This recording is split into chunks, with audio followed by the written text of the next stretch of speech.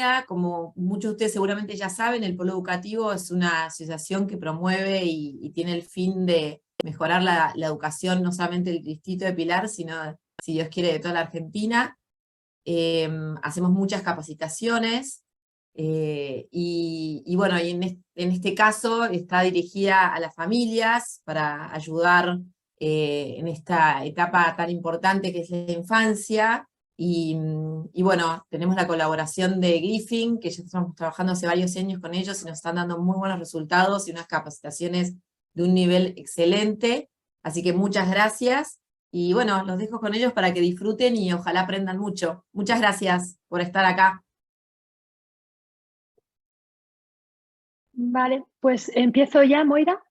Sí, cuando quieras, ¿Sí? Montserrat. Vale. Pues primero de todo, muchas gracias, Polo Educativo Pilar, por la presentación y por las palabras.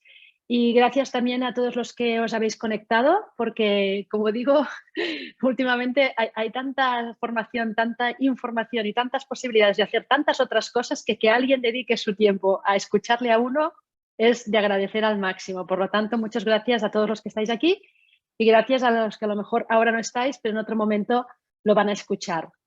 Vale, tenemos una presentación, estamos yo desde Barcelona, que soy Montserrat García, y está mi compañera Laura García, que ella ahora también está desde Barcelona, pero ella es argentina. En otras formaciones presenciales a lo mejor coincidiréis con ella. Y empiezo a compartir pantalla.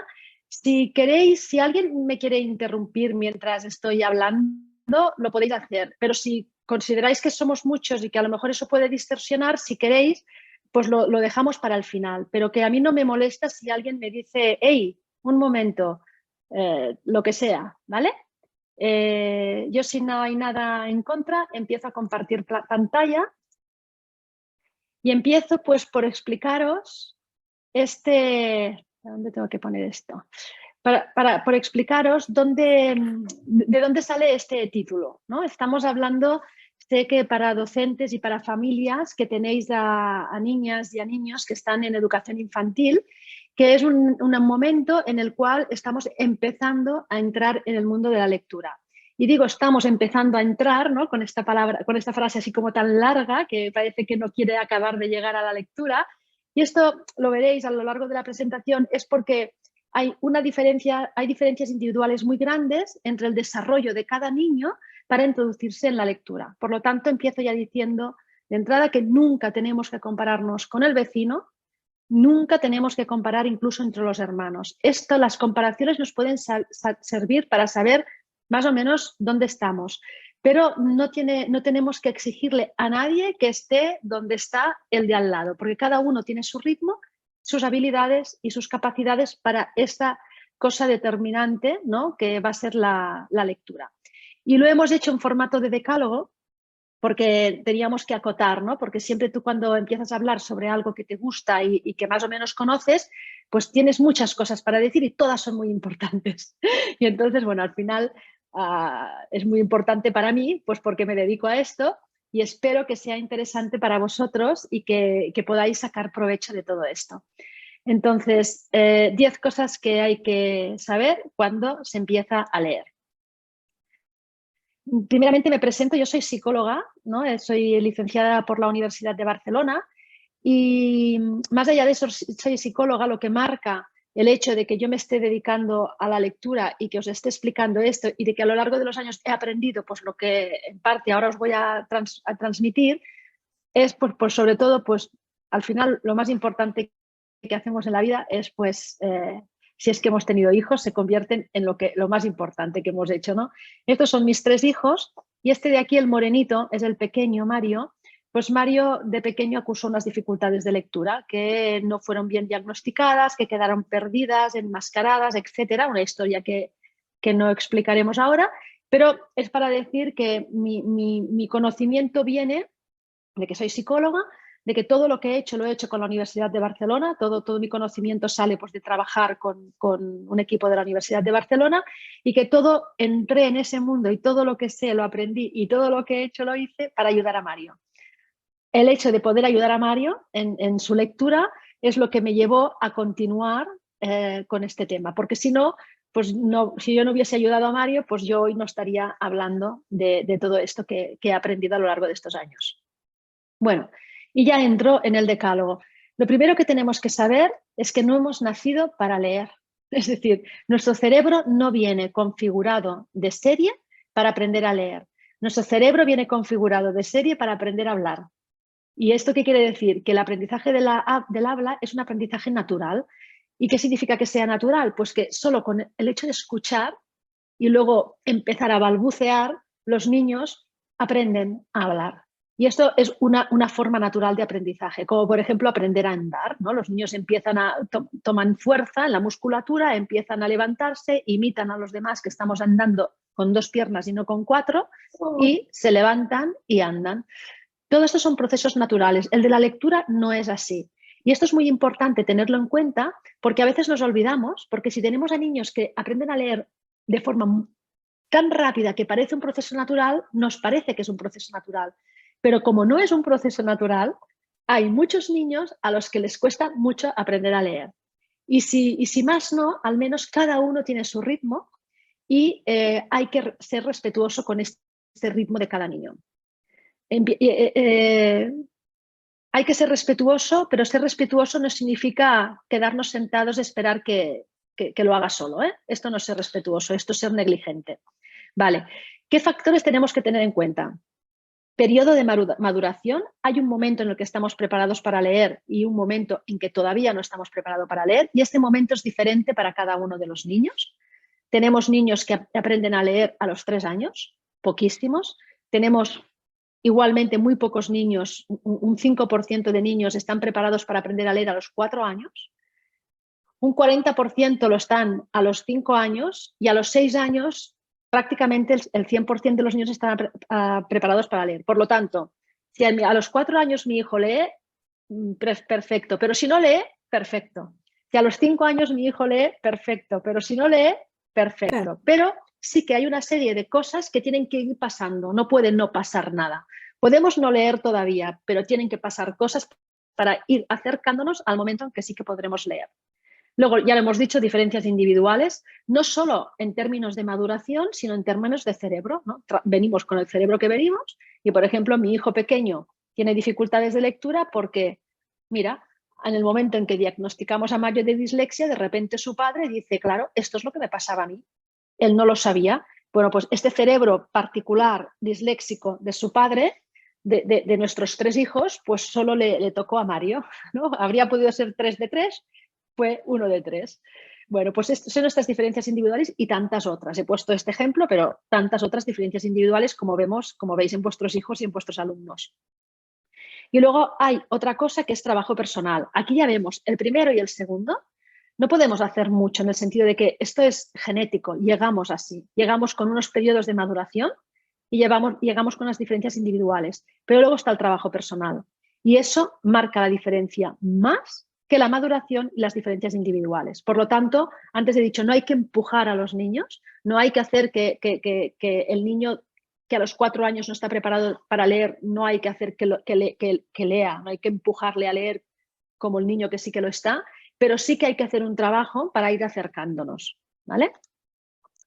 Vale, esto dentro de este mismo cuadro de que la lectura no es algo natural, tenéis que saber que la lectura tiene 3 etapas. Y lo voy a explicar muy rápido y lo vais a ver súper gráfico si estáis en el proceso de ver a vuestros niños, ¿no? Cómo van evolucionando. Hay una primera etapa que depende del niño, puede ser a los 3, a los 4, a los 5, pero hay niños que esta etapa pictórica la abandonan a los 4. Sería, yo todavía no sé leer, pero puedo hacer ver que sé leer. ¿Por qué? Porque tengo una memoria que registra las palabras como si fuesen una imagen. De la misma manera que veo una bicicleta y sé decir que esto es una bicicleta, puedo ver la palabra bicicleta y sin leerla, reconocer la palabra bicicleta. ¿Por qué? Porque me la has enseñado suficientes veces y yo te digo bicicleta cuando veo la palabra bicicleta y tú puedes decir, wow, mi niño lee a los 3 años. Pues a lo mejor sí, pero a lo mejor no. Probablemente no. Probablemente ha memorizado la forma de la palabra bicicleta. Y por eso se llama etapa pictórica o logográfica, porque reconocemos las palabras como reconoceríamos un logo, ¿vale? Esto no es leer todavía. ¿Cuándo empezamos a leer? Pues eso, cada uno en su momento.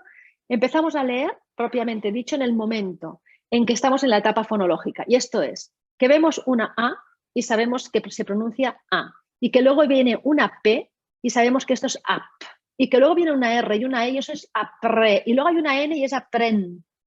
¿Vale? Y luego viene una D y es aprend, E-N. Cuando yo puedo hacer todo este cosido de letras una detrás de la otra, reconociendo, yo no me puedo aprender la palabra aprenden probablemente a los 4 o los 5 años. Me puedo aprender la palabra bicicleta porque seguramente en el colegio, en casa, la he visto muchas veces, pero la palabra aprenden no. Por lo tanto, cuando yo consigo descodificar, se llama descodificar la palabra aprenden, yo estoy leyendo. ¿Vale? Y esta es una parte importantísima del aprendizaje de la lectura. Tengo que hacer este proceso. Pero luego viene otra etapa todavía más, no más importante, ¿no? O sea, tan importante como la primera, pero complementaria y necesaria.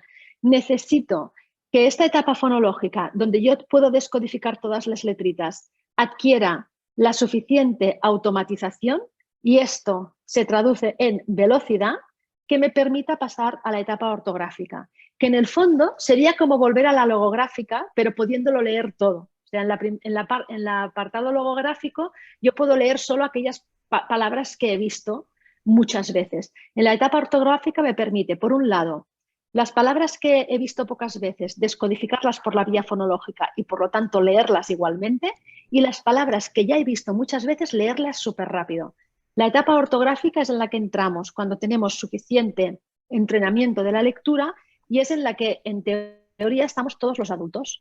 ¿Qué ocurre cuando yo estoy en la etapa ortográfica? Yo leo muy rápido, pero además, ¿qué es lo que ocurre? Que cada vez que me salga una palabra nueva, como yo tengo una buena etapa fonológica, es decir, como puedo descodificar, puedo parar, ralentizar y leer aquella palabra nueva o difícil o que no he visto nunca o que aparece muy poco en mi día a día.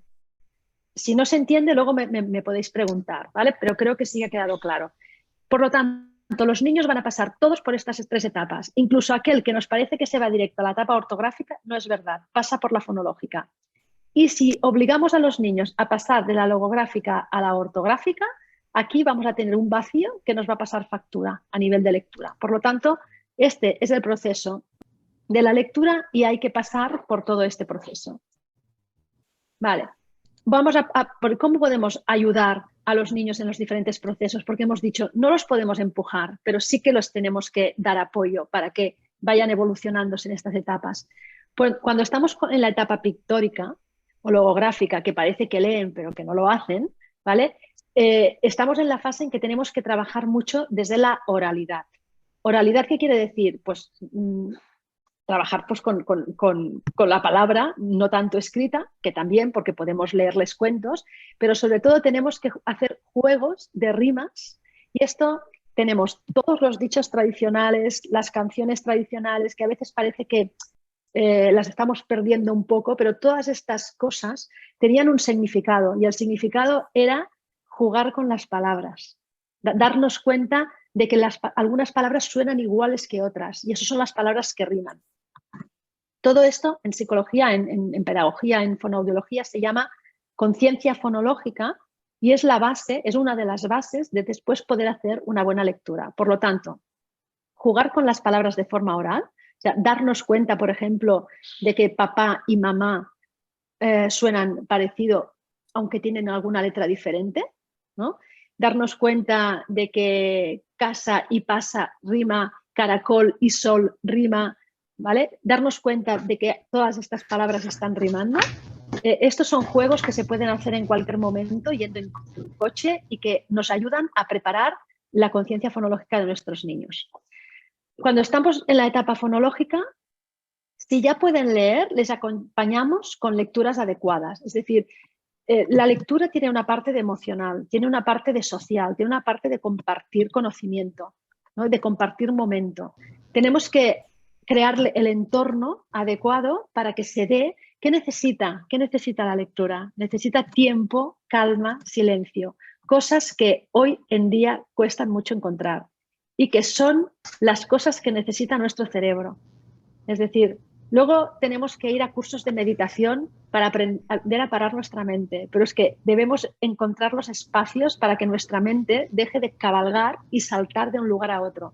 Para poder leer necesitamos estar enfocados rato en un mismo sitio y esto cuesta cada vez más y por lo tanto tenemos que ser más proclives a crear estos espacios.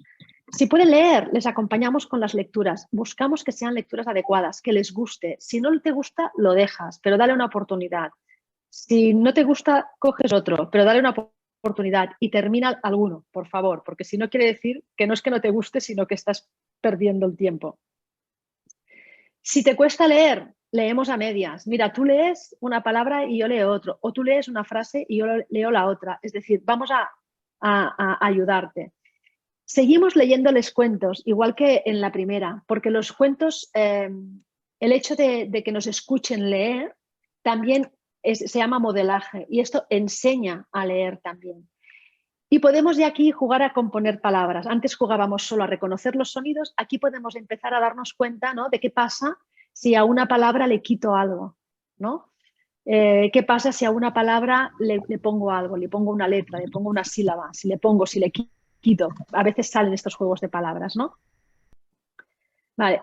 Y en la etapa ortográfica, pues lo único que tenemos que hacer es leer. Digo lo único, pero hoy en día es bastante difícil. Por lo tanto, otra vez, el espacio, la oportunidad, el tiempo y el ejemplo.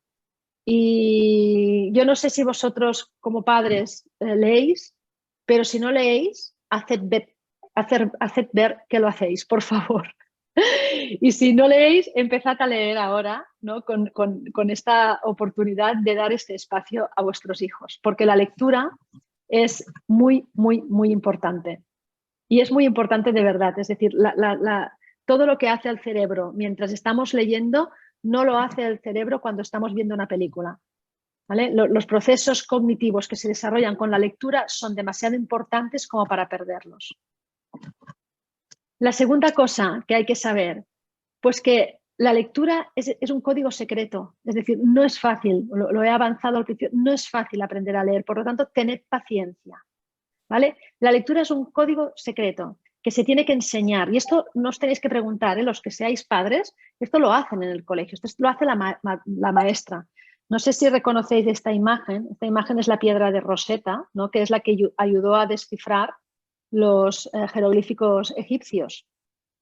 Pues yo digo siempre que cada maestra es una piedra de Rosetta para los niños porque es quien les traduce el código escrito. Y esto hay que hacerlo de forma sistemática, estructurada. Y esto es lo que hace el colegio, enseñar a leer de forma explícita, sistemática, estructurada y graduada. ¿Qué podemos hacer en esta fase, ¿no? ¿Cómo vamos acompañando todo esto? Pues como aprender a leer es este acuerdo entre lo que oímos y lo que vemos, es decir, yo oigo la palabra bicicleta y luego veo la palabra bicicleta escrita. Por lo tanto, es este acuerdo. Dentro de mi cerebro tengo que hacer una conexión entre lo que veo escrito y lo que oigo. Y esto es la magia de la lectura. Vale, pues todo esto se tiene que apoyar en toda esta oralidad que decíamos. Por lo tanto, hay que dar mucho vocabulario a los niños. ¿Por qué? Porque si tú conoces el vocabulario, luego es más fácil leerlo. Si conoces el vocabulario, tienes información acerca de estas palabras, es más fácil apelar a la comprensión. La estructura del lenguaje, pues tenemos que intentar hablar con frases bien hechas. O sea, los niños entienden igual una frase bien estructurada que una frase mal estructurada. Por lo tanto, estructuremos las frases, ¿no? O sea, no hablemos rápido y con palabras inconexas, no. Tengamos el cuidado de hablar de forma estructurada porque ellos sí que esto lo van a aprender. La oralidad, la lectura, hemos dicho, no es natural. Vamos a tener que practicar mucho, pero la oralidad sí que es natural y lo aprendemos de lo que escuchamos. Por lo tanto, nuestro ejemplo ahí va a ser crucial. Razonamiento verbal, es decir, argumentar, dar argumentos para que ellos también aprendan a argumentar. A través del vocabulario y del lenguaje les vamos a dar conocimientos previos, importante saber muchos cosas y luego, lo que hemos dicho ya antes, acceso al mundo literario. Compartamos estos libros, primero te lo leo yo, luego lo leemos juntos y luego lo lees tú, ¿no? Vale, importantísimo. Hemos enseñado, en el colegio han enseñado a leer, han enseñado las letras con sus sonidos y han enseñado a hacer esta unión, ¿no? De A, U, T, O, automatizar, ¿no? Todo esto es descodificar y me lo van a enseñar en el colegio. Pero yo lo tengo que automatizar. Y esto significa que tengo que practicar lo suficiente para hacerlo suficientemente rápido. ¿Por qué? Cuando yo leo rápido, desbloqueo atención y memoria. ¿Para qué? Para centrarme en lo que realmente importa, que es la comprensión. La atención y la memoria son dos elementos básicos para la comprensión y para cualquier aprendizaje. Yo no puedo aprender donde no pongo la atención. La atención es la puerta al aprendizaje y no puedo saber lo que he aprendido si no lo recuerdo. Por lo tanto, si no lo recuerdo, no lo he aprendido, aunque en el momento inicial haya entendido. Pero si no lo recuerdo, aquello ya no está. Por lo tanto, atención y memoria son indispensables para hacer una comprensión. Y ahí tomad nota, todos los juegos que podáis hacer, no hace falta que sean juegos digitales. O sea, cualquier juego que sea de memoria, bienvenido. Y la atención, otra vez, necesita tiempo y concentración. No podemos ir volando a todas partes, no podemos estar haciendo 20 cosas a la vez. Tenemos que poner la atención en un sitio a la vez porque nuestro cerebro solo puede poner la atención en un sitio a la vez. Cuando nos parece que estamos atendiendo a 4 sitios a la vez, es que estamos cambiando el foco muy rápido de un sitio a otro. Pero atender propiamente, conscientemente, solo podemos hacer en una cosa a la vez. Necesitamos tener la lectura automatizada, que significa que fluye a cierta velocidad. Hay alguien que tiene el micro encendido y si lo puede mutear porque vamos oyendo ruiditos. Gracias. Vale, pues atención y memoria se tienen que desbloquear y solo lo conseguimos cuando automatizamos la descodificación. Y sabemos que hemos automatizado la descodificación cuando la descodificación tiene cierta velocidad. Por lo tanto, no es suficiente conocer las letras y leerlas, sino que tenemos que ir adquiriendo, no se pasa de 0 a 100, ¿eh? Es un proceso que empieza en primero, sigue en segundo, en tercero y el resto de la vida va a aumentar. Pero en tercero, a finales de tercero de primaria, tendría que estar este músculo de la velocidad lectora suficientemente fuerte para poder desviar atención y memoria a la comprensión. Una cosa muy importante, lectura e inteligencia. De entrada, nada que ver. Es decir, si tenéis una niña, un niño, un hijo, una hija, un alumno, una alumna, al cual le cuesta mucho aprender a leer, no penséis jamás que es menos inteligente que otra persona que aprende a leer rápido. Por favor, esto es difícil porque automáticamente nos parece, lee muy bien, lee muy rápido, es que es muy listo. Y entonces, de la misma manera, lo hacemos a la inversa. Uy, tiene problemas con la lectura. No, nada que ver. Se puede leer mal y ser muy inteligente. Se puede leer bien y no ser tan inteligente. Por lo tanto, y esto, mirad, aquí vemos, hay una parte del cerebro, que es el cerebro izquierdo, que utiliza estas 3 áreas para leer, para descodificar. ¿Vale? Y esto es una tarea de bajo nivel. Significa que es una tarea que no necesita inteligencia, pero que debemos automatizar, es lo que hemos dicho antes. Y luego tenemos las 2 áreas del cerebro, tanto la izquierda como, aquí he puesto solo una, la derecha, pero tanto la izquierda como la derecha, que es donde se produce la comprensión. ¿Vale? La comprensión es la explosión del cerebro. La descodificación es una pequeña área. La comprensión es la explosión. Y aquí sí que hay intelectualidad, es decir, es una tarea de alto nivel. Para comprender necesitamos poner en marcha esta inteligencia, pero para descodificar no. Por lo tanto, podéis tener un niño que está aprendiendo a leer de forma muy lenta y eso, por favor, tenerlo en cuenta, no va a tener nada que ver con la inteligencia. ¿Qué significa leer bien? Pues mirad, significa que tenemos que leer con cierta velocidad y precisión. O sea, si leemos rápido pero leemos mal, tampoco vamos a entender. Por lo tanto, necesitamos una velocidad pero con precisión, leyendo correctamente. Mantener en memoria. todo eso que estamos leyendo para después decir que hemos hecho una buena comprensión, ¿vale? Por lo tanto, leer bien al final es decir, leo de forma fluida y comprensiva. La frase es fluida y comprensiva. El placer de leer. ¿Qué es lo que ocurre cuando estamos aprendiendo a leer? Bueno, pues que en función de estas variables que serían la comprensión y la velocidad, podemos tener niños que están muy bien en velocidad y comprensión. Estupendo. Aquí tenemos a 2 niños que están disfrutando de la lectura. Están aquí en verde. Esto se le llama lectura autónoma. A estos niños les gusta leer. ¿Por qué? Porque si yo lo hago bien, ¿qué quiere decir? Leo fluidamente, es decir, una velocidad alta, y comprendo bien, es decir, me entero de lo que estoy leyendo, yo disfruto con la lectura. ¿Por qué? Porque me genera un placer. Pero si estoy en uno de estos 3 cuadrantes, es decir, aquí, leo bastante rápido, pero no entiendo lo que leo. O en el lila, entiendo lo que leo, pero ostras, es que leo muy despacio, es que me cansa mucho leer porque leo muy despacio. O aquí, fatal, leo despacio y además no entiendo lo que leo. Pues si estoy en estas 3 áreas, a mí no me va a gustar tanto leer. Por lo tanto, ¿qué hay que hacer con la lectura? Generar hábito. Es decir, leemos cada día un poquito, leemos cada día un poquito, y eso es como una prescripción médica.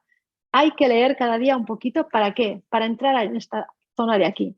Y cuando yo entro en esta zona de aquí, la lectura es un placer. Si estoy aquí, aquí o aquí, no me va a gustar leer. Por lo tanto, cuando los niños dicen no me gusta leer, fijaos bien cómo leen, porque puede ser que sepan todas las letras, pero que estén con alguno de estos problemas. Muchas veces lectura lenta. Y la lectura lenta causa, aunque haya comprensión, tampoco causa placer, porque imaginaos una lectura lenta, es una lectura tediosa, es una lectura que no tiene ritmo, donde el desarrollo de la acción no parece acción, porque yo estoy encallado y tiene que tener ritmo la lectura. Si no tiene ritmo, no me va a gustar probablemente.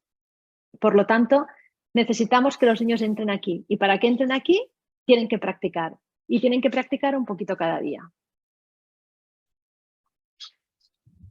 Por otro lado, algo muy bueno, las pantallas, sabéis que nos activan el cerebro. Las pantallas no son buenas compañeras cuando nos vamos a la cama. En cambio, la lectura sí, porque la lectura es un esfuerzo importante para el cerebro, por lo tanto, irse a la cama con un libro es el mejor antídoto contra las dificultades para dormir. Por lo tanto, para mí sería aconsejable irnos a la cama siempre con un libro, con un cuento o con una lectura. Jamás con una pantalla. Vale, y luego aquí he puesto esta frase porque la mayoría de vosotros pues tendréis hijos o alumnos que van a ir siguiendo bien con las lecturas, pero también algunos vais a tener niños y alumnos que tengan dificultades de lectura. Vale, no hay que culpar a nadie, no es culpa de los padres, no es culpa del colegio y no es culpa de los niños. Pero sí que todos ellos están implicados y por lo tanto hay que activar alarmas en el colegio, hay que activar hábitos en la casa y sobre todo hay que tener en cuenta a los niños porque al final si los niños no leen bien son ellos los que acaban teniendo problemas en el colegio porque una buena lectura correlaciona con una buena escolaridad y una mala lectura correlaciona con una vida académica o justita o incluso mala vida académica. Por lo tanto, necesitamos que padres, colegios y en todo caso, si es necesario un profesional externo, que todos estén trabajando en armonía y nadie dándole la culpa al de al lado. ¿Vale? Y eso yo diría que nos sirve para todo, nos sirve para todo en la vida, ¿no? O sea, se trata de buscar soluciones y no de buscar culpables que justifiquen esos problemas. Vale. ¿Cuál es el antídoto a los problemas? Pues atender la diversidad y respetar el camino de aprendizaje. Aquí nosotros nos gusta dibujar a la maestra con una bufanda, ¿no?, que los arropa a todos. ¿Por qué? Pues porque cada uno está en su nivel de lectura. Y aquí podemos tener a mi hijo Mario, pues que no consigue leer, ¿no? Y que se siente desgraciado porque él cree que es tonto, él cree que no es inteligente se cree que sus padres le decimos que es inteligente porque le queremos mucho, pero él sabe que no es inteligente porque no puede leer. Tenemos a su hermana, Julia, que le encanta leer porque a los 4 años aprendió a leer sola, ¿no? Y entre medio de ellos dos está mi hijo mediano, Jan, que es un niño que está en la media. Que está en la media, ¿qué quiere decir? Pues bueno, que le es más fácil mirar un vídeo que leer un libro. Por lo tanto, que si yo no le persigo y no estoy ahí detrás de la lectura, con todo el imperativo digital que tenemos hoy y toda la cantidad de estimulación externa que tenemos hoy, Jan no va a leer en su vida. Y si Jan no lee, pues puede ser que se vaya desconectando de muchas cuestiones académicas. Por lo tanto, y entre medio están todos, cada uno hijo de su padre, de su madre, y con su cerebro, con sus periodos de maduración, ¿no?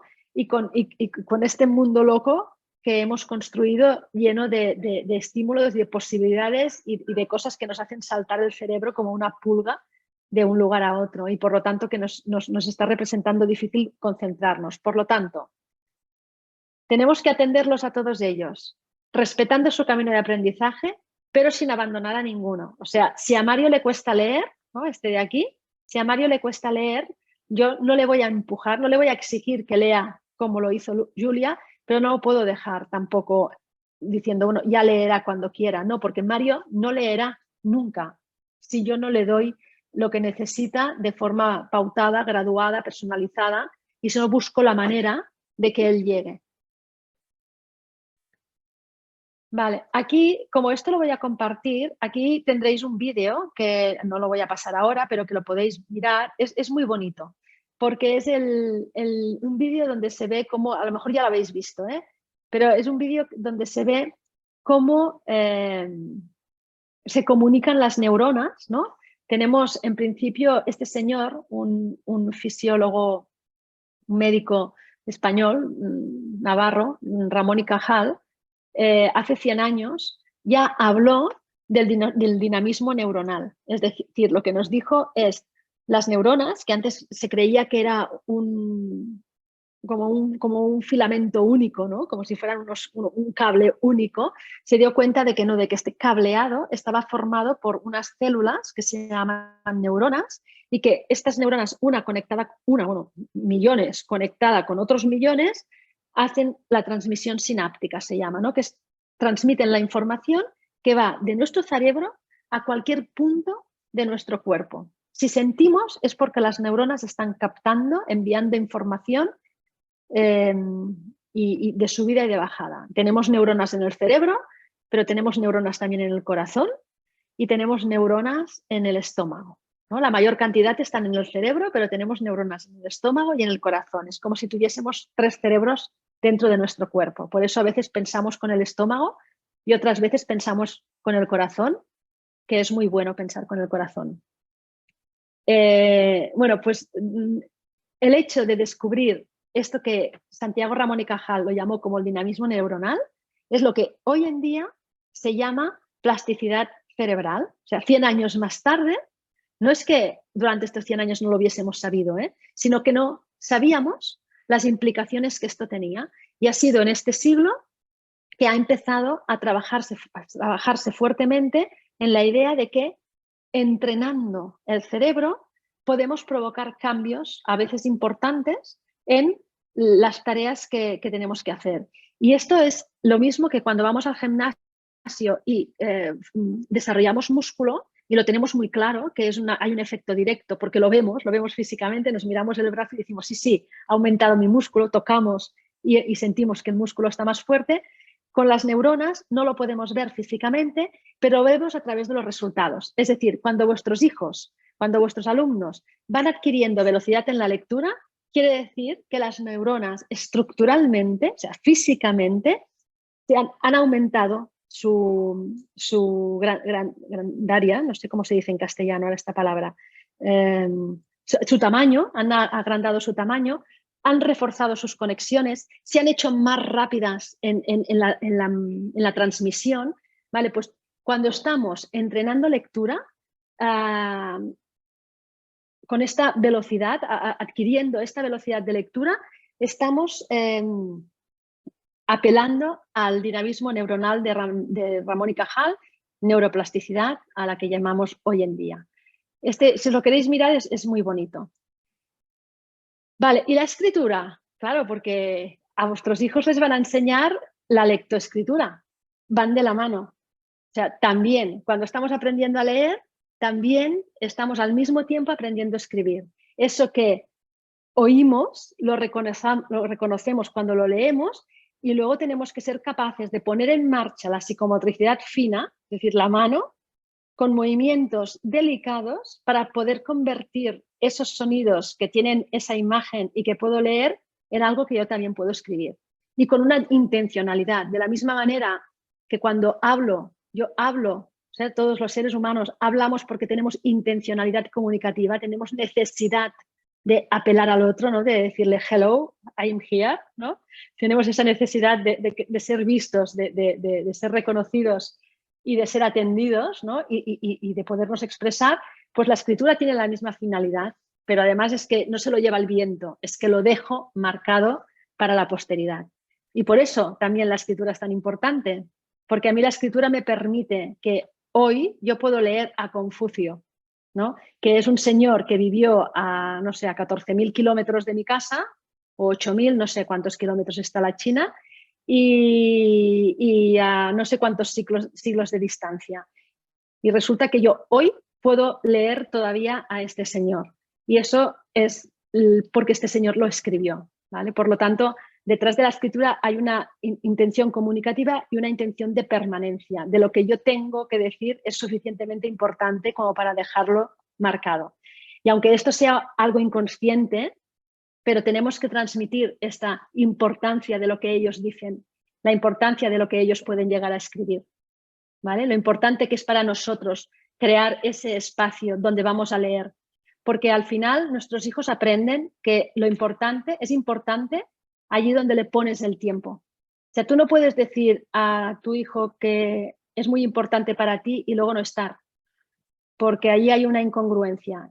Y a veces no podemos estar, ¿eh? A veces no podemos estar o a veces no podemos estar todo lo que querríamos estar y tenemos otras maneras. Pero al final, allí donde le ponemos tiempo, aquello es lo que se detecta como importante.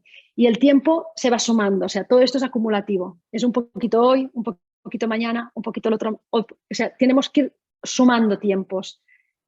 Y en la lectura también, tenemos que ir sumando tiempos. Vale. Y ya estoy terminando porque así dejo espacio para, quedarán unos 15 minutitos para poder compartir si queréis decir algo o preguntar o simplemente dar vuestra opinión. Lo más importante es que la lectura es cosa de todos. Es decir, yo estoy hablando, no sé qué cantidad de maestros tengo al otro lado de la pantalla o de papás y mamás. Estaba hablando mucho dirigiéndome a los padres. La lectura es cosa de todos. La lectura, la parte grande de enseñar a leer se hace en el colegio, pero en casa hay que apoyarlo. ¿Por qué? Porque tiene que ser un hábito y es un hábito personal. Es decir, que lea mi vecino a mí no me va a hacer buen lector. Tengo que leer yo, ¿no? Que leamos en el colegio, si no hay trabajo personal, no me va a hacer un buen lector. Tengo que leer yo y tengo que convertir la lectura en un hábito. Por lo tanto, tengo que tener en casa este espacio que me dice que leer es importante, que en la lectura hay cosas bonitas. Hay aquella frase, ¿no?, que dice, si no leemos, no pasa nada. Si leemos, pasa todo, ¿no? Pues claro, es lo que decía de Confucio, ¿no? Es que si yo me meto dentro de un libro, puedo estar pues leyendo sobre la China, sobre Kenia, sobre Islandia o sobre mi propia ciudad, pero puedo estar transportándome y esto a los que nos gusta leer, pues lo vivimos así y nos gustaría que este placer pues la pudiésemos compartir con los demás. Entonces, cuando decimos que es cosa de todo, es que se enseña en el colegio principalmente, se tiene que practicar en casa y a veces, si hay alguna dificultad, pues tenemos por suerte profesionales externos que pueden apoyar en lo que sea necesario. Algo que me gusta también decir es que entrenamos el cerebro para cuidar el corazón, es decir, si estoy hablando de entrenar la lectura, en el fondo no es que queramos correr, leer corriendo para llegar a ningún sitio, o sea, no estamos haciendo una competición cuando decimos que entrenamos, no estamos hablando de competir, estamos hablando de que si yo leo bien, probablemente voy a tener una buena escolaridad, probablemente voy a despertar mayor interés por seguir leyendo y podré utilizar la lectura como herramienta de aprendizaje y también de placer. Si yo no leo, el colegio se me hace más difícil. Si yo no leo, voy perdiendo oportunidades de conocimiento. Si yo no leo, pierdo vocabulario, porque en el lenguaje oral utilizamos muchas palabras, pero en el lenguaje escrito utilizamos 10 veces otra cantidad de palabras. Utilizamos, ahí se llama, ¿no?, lenguaje literario, es mucho más rico, es mucho más profundo, es mucho más de matices, es mucho más exacto. Es decir, cuando hablamos vamos a bocajarro, nuestro cerebro, en cambio, cuando escribimos estamos pensando muy bien lo que vamos a escribir. Por lo tanto, el acto de escribir refina mucho el lenguaje y lo puede hacer más, puede utilizar más matices, más profundidad. Por lo tanto, esto me enlaza con la última frase que os quiero comentar, que es la relación entre el lenguaje y el pensamiento. Es decir, al final, cuando estamos trabajando sobre el lenguaje, estamos dando herramientas para pensar. Y sabemos, el pensamiento alimenta el lenguaje y el lenguaje alimenta el pensamiento. ¿Huevo o la gallina? Pues mira, huevo y gallina. Es que sin uno no hay el otro y sin el otro no hay uno. Pues el lenguaje nos ayuda a configurar el pensamiento. Por eso antes también hemos dicho la narrativa, el hilo argumental, el explicarnos, el utilizar frases bien estructuradas, el leer para encontrar nuevas palabras, para saber nuevas cosas, para entrar en nuevos mundos, etcétera, etcétera, etcétera. Sabiendo, con toda la competencia digital que tenemos, la lectura tiene mucha competencia con todos los juegos y todo el mensaje que llega a través de... Y que también está muy bien, a mí me encanta el cine, me encanta el cine. Pero la lectura es otra cosa, es necesaria, correlaciona con éxito académico y al revés también, o sea, una mala lectura suele correlacionar con problemas académicos. Por lo tanto, el músculo de la lectura se tiene que reforzar muy mucho. Para terminar, si queréis más información, mirad, podéis entrar en la página web de Glyphing y encontraréis en las publicaciones la revista Corazón Lector. Entonces, allí ya tenéis la revista, podéis leer muchas cosas sobre lectura, pero además este año en noviembre va a haber un congreso sobre lectura, es abierto, se puede inscribir quien quiera y van a haber profesionales de primera línea. Es un congreso gratuito sobre lectura y neuroeducación y bueno, ya si os interesa entráis en la web y lo miráis y tal. Y aquí está un libro escrito por nosotros sobre las dificultades de lectura y también está a vuestra disposición si os interesa. Pues nada más, muchas gracias. Me he puesto aquí a mí misma, Montserrat García, y a Laura, que no somos familia, pero que os la he presentado al principio y que las futuras formaciones que están previstas presenciales en Buenos Aires las va a dar ella. Por lo tanto, ahora voy a dejar de compartir pantalla. La presentación la vamos a enviar a Polo Educativo. Nosotros no tenemos ningún problema en compartir nuestro material. Por lo tanto, quien lo quiera y si Polo Educativo lo cree interesante lo podrá compartir. Y ahora abro... Monse, aquí tenemos una consulta de Rocío que te pregunta ¿cuál es tu opinión de la reciente marcha atrás de Suecia en el uso de las pantallas en la educación por las evidencias que afecta el rendimiento de aprendizaje de los alumnos? Vale, pues mira, yo estoy de acuerdo en parte, en otra parte no. Nosotros trabajamos con digital. Todo lo que la parte digital tiene una parte muy buena y tiene una parte muy mala. Y lo que tenemos que hacer es aprovechar la parte buena. Y lo digo muchas veces, es como el cuchillo. El cuchillo puede matar, pero con el cuchillo cortamos la carne y nos alimentamos. Entonces hay que aprender a utilizar las tecnologías. lo que han dicho en algunos países nórdicos es que hay que volver a lo esencial. La lectura es esencial. Y da igual cómo aprendas a leer, ¿qué te permite la lectura, por ejemplo, como lo hacemos nosotros? La lectura en digital, ¿qué te permite? La personalización. He hablado de la diversidad, hay mucha diversidad. Tenemos a niños que están aprendiendo a leer en primero y hay niños que a los 6 años y hay niños que han aprendido a los 4. No les puedo dar lo mismo. Y les puedo también diversificar sin digital, pero el digital es todavía mejor.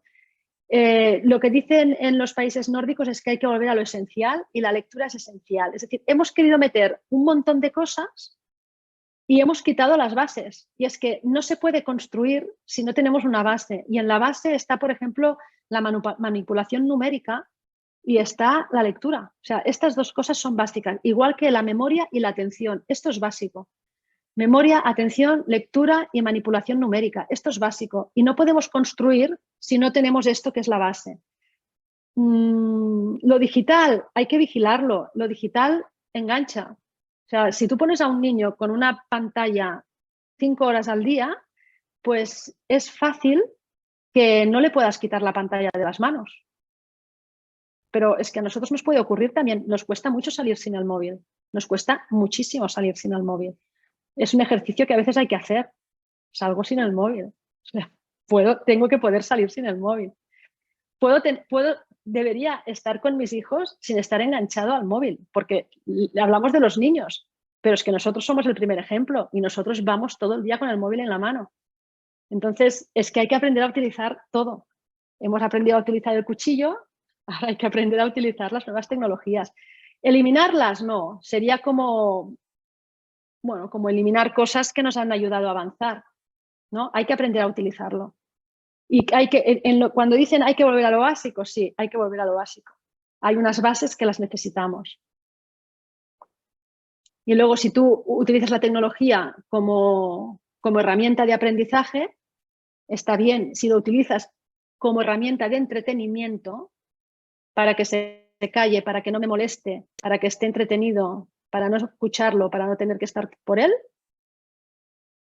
que estas cosas a veces pasan porque tenemos muchas cosas que hacer. Entonces, claro, o sea que esto es en el colegio y es en casa. No hay que abusar.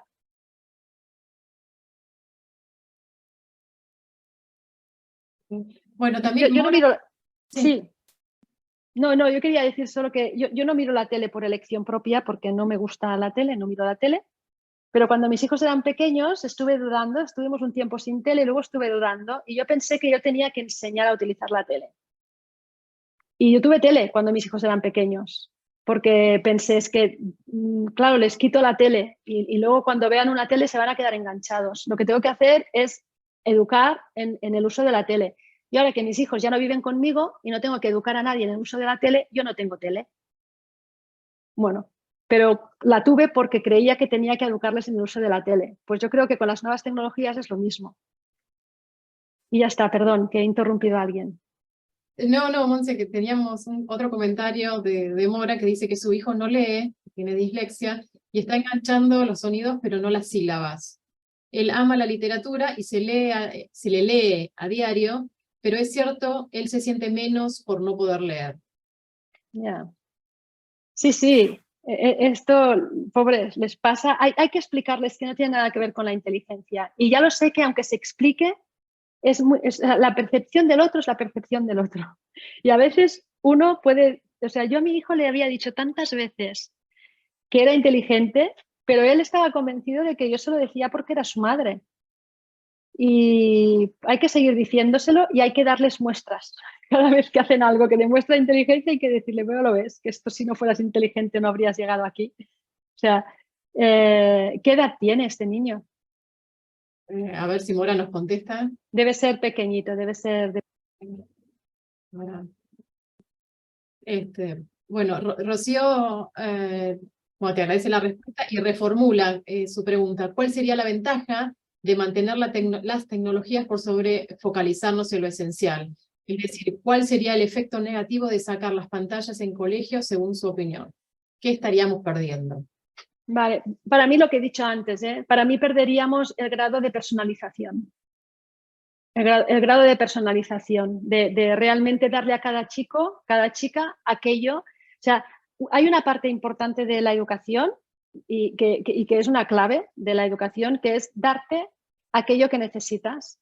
Si te doy mucho más de lo que puedes hacer, te desmoralizas y tiras la toalla. Si te doy menos de lo que puedes hacer, puede que te desmoralices y te desconectes. Todo esto existe y existe con terminología psicológica, ¿no? Existe el apagado neuronal porque te estoy pidiendo demasiado o porque estoy pidiendo demasiado poco. Las nuevas tecnologías normalmente permiten dar a cada uno aquello que necesita y acompañarle. Y además, cuando necesita un poco más, te doy un poco más.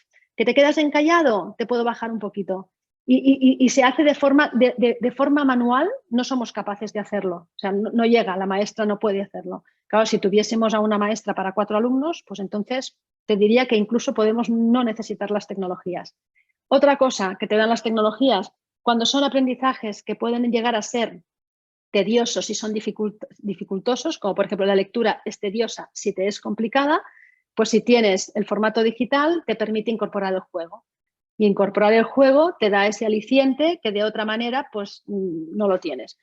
Pero si tuviésemos, de verdad, si tuviésemos a 4 niños por maestra, te diría que como ya le vas a poder personalizar todo, pues tampoco perderíamos tanto. Pero sí, la personalización para mí es lo más importante. Mora nos cuenta que su hijo tiene 7 años y que Claro. dice que él mismo dice que es el único en el salón que no puede leer y que él solo escucha leer a sus compañeros. Ya, sí, sí, sí. Bueno, lo que he dicho antes de que hay que acompañar y no empujar, nosotros tenemos que ir acompañándolo en la lectura y tiene que ser gradual, tiene que ser al nivel que le pueda suponer un reto para subir, pero no tan alto como para no llegar. Esto, por ejemplo, el camino digital te lo hace muy fácil, ¿vale? Y el camino no digital pues te lo hace un poco más complicado, pero si tú estás a su lado, leyendo con él, pues es ir haciendo esto. Y luego es cada día un poco, cada día un poco, cada día un poco. No nos demos atracones un día y luego lo dejamos durante, no, es cada día un poquito, cada día un poquito, cada día un poquito, e ir sumando. Y nada, y al final lo conseguirá. Lo que pasa es que lo conseguirá más tarde. Esto lo conseguirá más tarde. En otras cosas puede llegar antes que sus compañeros. Hay que ver también todo aquello que sí que hace bien y ponerlo muy en evidencia. Poner el foco, antes decíamos de la atención, poner la atención en lo que sí hace bien. Pero sé que es complicado, ¿eh? Monse, acá Virginia te pregunta, ¿cómo implementar la incorporación de idiomas sin saturar al niño, pero sin perder la oportunidad de que aprenda desde temprana edad? Se refiere a un tercer idioma, por ejemplo, fuera de inglés y el nativo español. Pero eso cuando hablamos de los niños en general, ¿eh? Sí. Vale, bueno, es que ahí volvemos a estar con las diferencias individuales. A algunos niños no les representa ningún problema, no les satura, o sea, tienen facilidad, y otros niños, por ejemplo, yo cuando vale, si es en general, bueno, pues ahí hay estas diferencias individuales que tampoco son, hay niños que les cuesta más y hay niños que les cuesta menos. En teoría, si los idiomas antes los introducimos, más fácil nos es. Pero pensad que la ventana esta de que un idioma te sea muy próximo, se apaga antes del año. Es decir, en pocos meses los niños ya han identificado su lengua materna y la graban a fuego la lengua materna. Y es la lengua preferida. Los otros idiomas empiezan a costar. Pero luego hay las diferencias individuales. O sea, hay niños a los cuales la adquisición de lenguas pues les va viniendo fácil. Yo creo que depende del niño. Si saturamos, o sea, yo si saturo, quito. O sea, yo si saturo, quito. Si lo podemos admitir, pues sigo. Pero si saturamos, yo creo que no podemos saturar en esto. O sea, ya hay muchas cosas en la vida. Cuando decíamos lo de los esenciales, O sea, si tú tienes dislexia y ya te cuesta tu lengua, ¿tienes que luchar con 2 lenguas más? Ostras, pues no digo que no puedas aprenderlas, pero te tengo que exigir lo mismo que a los otros que no les está costando. No hay respuestas fáciles, ¿eh? Es que tampoco hay mucho consenso en esto. Mis hijos son trilingües y así de casa, ya salen trilingües. Y a Mario, las 3 lenguas que salían de casa no le supusieron ningún problema, porque las 3 eran maternas, prácticamente. 2 seguro y una tercera, o sea, una era el catalán y el otro el italiano, y el castellano, pues aquí somos bilingües con el catalán, por lo tanto, pero la tercera lengua, la cuarta lengua, el inglés, ya le representó un mundo. Entonces yo nunca fui muy exigente con el inglés, con Mario. Y cuando llegó el francés ya le dije, olvídate. Bueno, sabe el inglés que sabe. Okay. Bueno, otra pregunta es, ¿qué es mejor para los niños? ¿Si vernos leer en papel o vernos leer en alguna pantalla, alguna aplicación? Vale. Yo creo que si la aplicación te trae el plus de la personalización, la aplicación está muy bien. Si la aplicación no te trae este plus, ostras, tocar el libro, ver los dibujos del libro. De hecho, pensad que el mundo editorial se aguanta por la literatura infantil.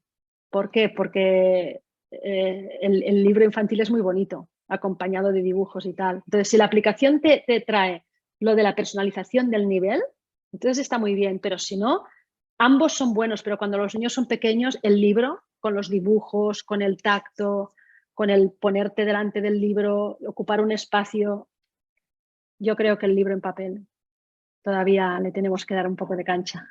Okay. También te preguntan qué página o aplicación puede ser recomendás para que sea atractiva para los chicos, para que leer digitalmente. Bueno, es que nosotros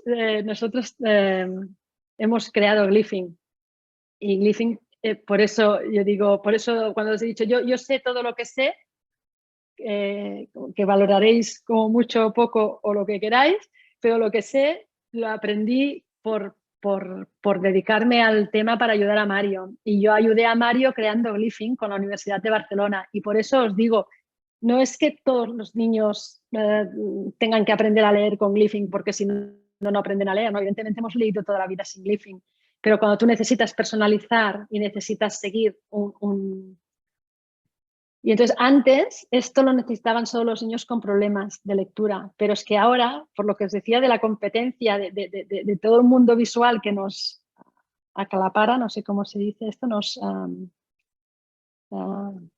me sale la palabra, que nos abruma, gracias, que nos abruma, es difícil encontrar esos espacios, ¿no?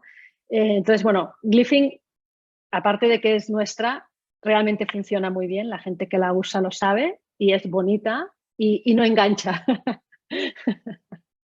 No engancha porque es una manera de leer, o sea, sí que está hecho en formato juego, pero es una manera de leer. Y luego han salido muchas otras cosas y todas tienen su parte que está bien. ¿Vale? Glyphing es muy específico, es muy pedagógico y está muy pensado y es buena. Y luego seguro que hay otras que también van bien. Bueno, siguen apareciendo preguntas. Luz dice que es mamá disléxica de un niño de 6 años.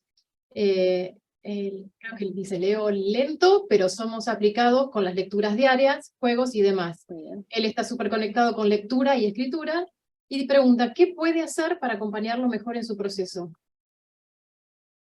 Bueno, no sé qué es lo que está haciendo ahora, pero sí, o sea, dar ese espacio de leer cada día un poco, mirar que las lecturas sean motivadoras y que estén ajustadas al nivel. Es decir, por ejemplo, esto lo podemos hacer escuchando cómo lee nuestro hijo en voz alta aquello que esté leyendo. Si la lectura es fluida y más o menos todo fluye, ¿no? Con cierta armonía, quiere decir que la lectura está al nivel de lo que él puede leer bien. Si la lectura es muy entrecortada, muy lenta, que la estás escuchando y tú te das cuenta que te estás aburriendo tú mismo de aquella lectura, quiere decir que la lectura está siendo demasiado exigente. Entonces, es encontrar los libros que sean de su nivel, que sean motivadores y que encuentre el espacio, la oportunidad y el lugar para aplicar cada día un ratito. Pero si dice que leen, aunque lee lento, que lee y que está enganchado con la lectura, quiere decir que hasta ahora ya lo habéis hecho muy bien. O sea que probablemente seguid con lo que estáis haciendo. Bueno, Connie te pregunta qué pruebas de fluidez lectora pueden realizar en los colegios. Vale. Bueno, pruebas esto, que estén aquí en Argentina, Laura tiene más información que yo. ¿Quieres contestar tú, Laura? Sí, primero decirles que vamos a hacer una capacitación para psicopedagogas de los colegios para, para poder trabajar sobre todos estos aspectos, pero alguna que puede ser, por ejemplo, es el TECLE, que mide la eficacia lectora, así que se me ocurre como en papel, que tiene baremos de Uruguay. Y bueno, nada, que si quiere Connie, no hay ningún problema que se contacte con nosotros, que se contacte conmigo, que está mi mail ahí y podemos conversar sobre ello sin problema. Y luego sí está el lecturómetro, que lo tiene en la página de Glyphing, en donde puede medir la velocidad y la comprensión, ¿sí? Como una prueba de screening. Monse, vos habías comentado del Congreso de Lectura y Neuroeducación, que iba a ser abierto y gratuito. ¿Eso es presencial en España o lo podemos ver vía online?